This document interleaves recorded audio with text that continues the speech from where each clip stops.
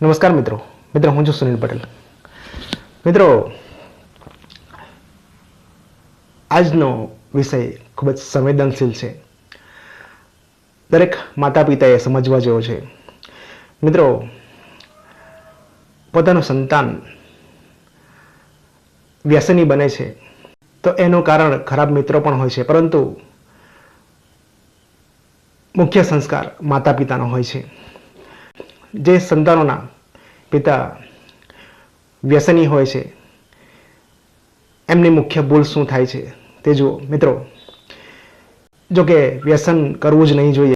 ભૂલ એ થાય છે કે એક પિતા જ્યારે ઘરમાં છડેચોક વ્યસન કરે છે તો એ સંસ્કાર એના સંતાનોમાં પણ ઉતરે છે।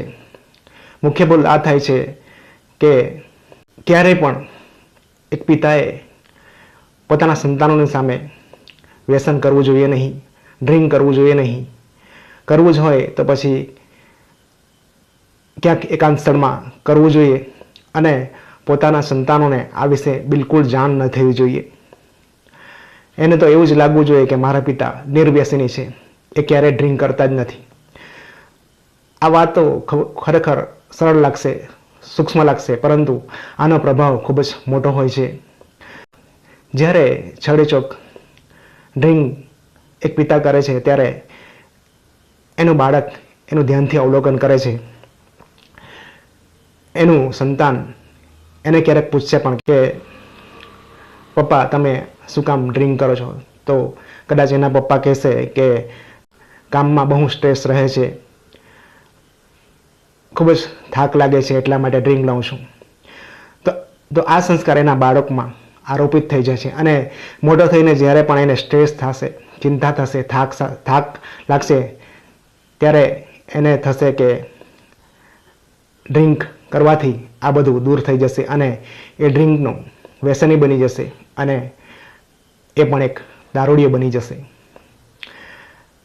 આજે પણ જ્યારે કોઈ પ્રસંગો હોય, કોઈ તહેવારો હોય, ત્યારે છડેચોક ઘરમાં સગાઓ સાથે પિતા ડ્રિંકની મહેફિલો જમાવે છે। પોતાના પુત્રની સામે, પોતાની પત્નીની સામે મહેફિલો જમાવે છે। તો આની ખૂબ જ ખરાબ અસર પોતાના પરિવાર પર થાય છે અને આગળ જતાં એ બાળક, એ યુવાનના દારૂડિયા થવાના, વ્યસની થવાના ચાન્સીસ ખૂબ જ વધી જાય છે। એટલે આનું ખાસ ધ્યાન રાખવું જોઈએ। ડ્રિંક કરવું જ નહીં જોઈએ, પરંતુ જો કરતા હોય તો લિમિટમાં ડ્રિંક કરીને એકાંત સ્થળે કરવું જોઈએ।